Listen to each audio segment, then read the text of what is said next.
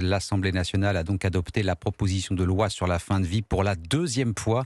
Texte divisé en deux parties. Sans surprise, celui sur le développement des soins palliatifs a été adopté à l'unanimité. En revanche, celui instaurant un droit à l'aide à mourir a été adopté à une courte majorité, 73 voix d'avance seulement.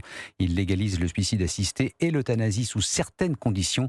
Il y a les pour et les contre. Yasmina Katou, une chose est sûre, une partie des soignants se dit très inquiet face à de possibles dérives.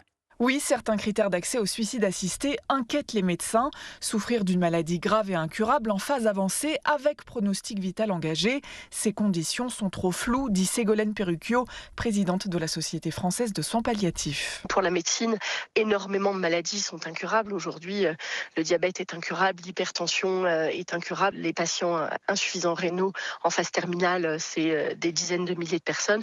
L'insuffisance cardiaque en phase avancée, tous les cancers métastatiques dont on sait qu'on ne va pas les guérir sont en phase avancée avec un pronostic vital engagé.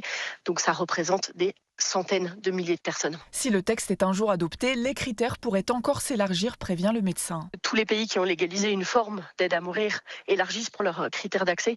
À partir du moment où on légitime le droit de donner la mort pour ne pas souffrir, forcément, toutes les souffrances progressivement deviennent éligibles. C'est le cas de la Belgique qui, après avoir légalisé l'euthanasie pour les mineurs, envisage de l'autoriser pour toute personne de plus de 75 ans sans condition. Yasmina Katou et cette